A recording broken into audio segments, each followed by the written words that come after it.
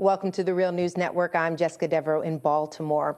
On Tuesday, a federal judge ordered a retrial for 5 New Orleans police officers who were convicted of civil rights violations in the shooting of 6 unarmed civilians in the aftermath of Hurricane Katrina. The judge said grotesque prosecutorial misconduct during the trial necessitated a retrial. Joining us to discuss all this is Glen Ford. Glen is the executive editor of the Black Agenda Report. Thanks for being with us, Glen. Thank you for the invitation. So, Glen, let's talk about the significance of this court order and what this means for communities of color and who have a history of being policed aggressively in the past. Well, for the Black people of New Orleans, the Danziger Bridge case was one of the very few cases in which someone was being called to account for the killing of at least some Black folks during the Katrina catastrophe. One criminologist at Southern University, that's a Black institution near New Orleans, said that we may never know how many Black people were shot and killed and whose bodies may never be found in the wake of Katrina.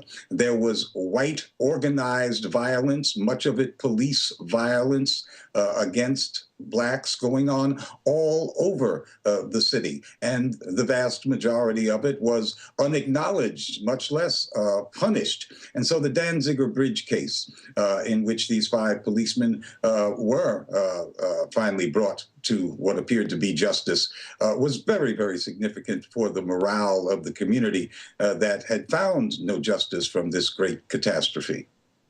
And the U.S. District Judge Kurt Engelhardt, he wrote that, quote, retrying this case is a very small price to pay in order to protect the validity of the verdict in this case, the institutional integrity of this court, and the criminal justice system as a whole.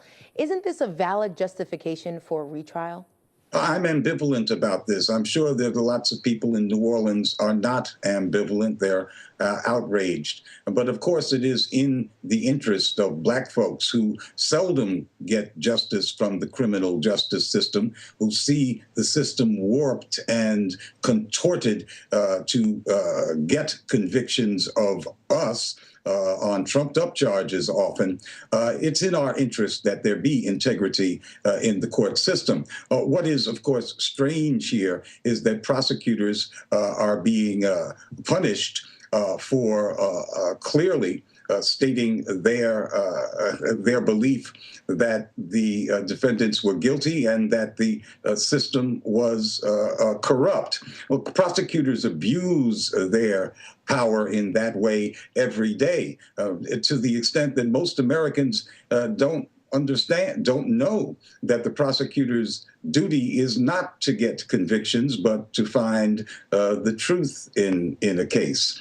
So it is interesting that this pristine handling of the law would occur in a case like this when we know it doesn't happen in the normal course of life, especially when there are Black defendants. Okay, let's switch gears a little bit, Glen, and talk about the role of leadership, particularly Black leadership, in what transpired. In an article you wrote for Black Agenda Report, you said, quote, not one Black-led major city can claim that it has substantially eradicated institutionally racist policing.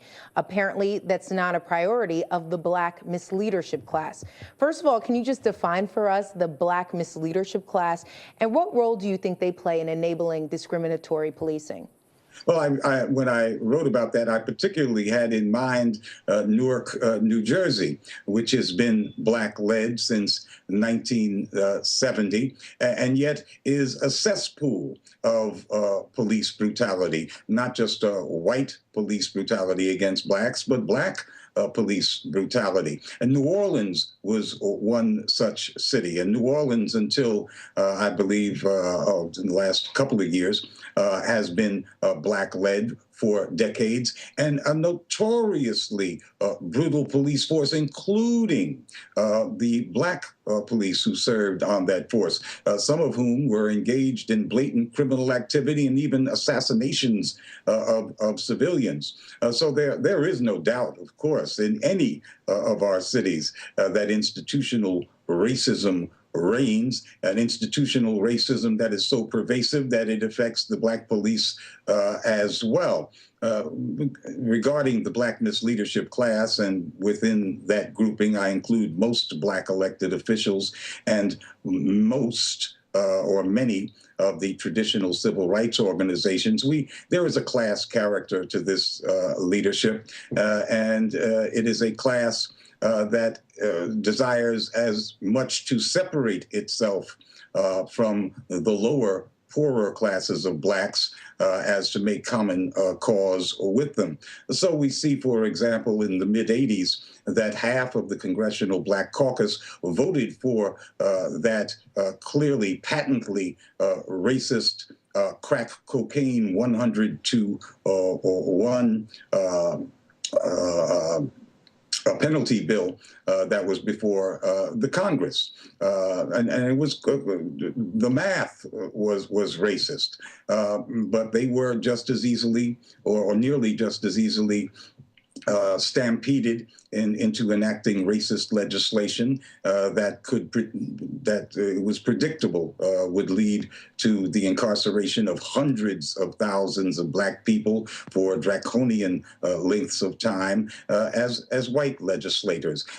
Regarding that class and New Orleans, I remember very well the case in New Orleans in the 1880s, in which an organization that looked very much like a precursor to the NAACP filed a petition with the white mayor of New Orleans. They were complaining because black female prisoners in the city during daylight hours were wielding brooms and such and cleaning out the streets. Their petition was not concerned about whether these prisoners wanted to be on the streets, cleaning them up rather than in the dungeons that were the prisons of that day. But they thought that having these women, many of whom had been arrested for prostitution, in broad daylight performing such labor made the rest of what they called the colored race look bad. So their concern was not for the conditions of these poor women who were prisoners of the New Orleans criminal justice system, but for the image of the better class of colored folk in that city. And I think that same attitude prevails among much of the black misleadership class today. Okay, well, we'll certainly be keeping track of this story and the retrial. Thank you so much for joining us, Glen. Thank you. And thank you for joining us on the Real News Network.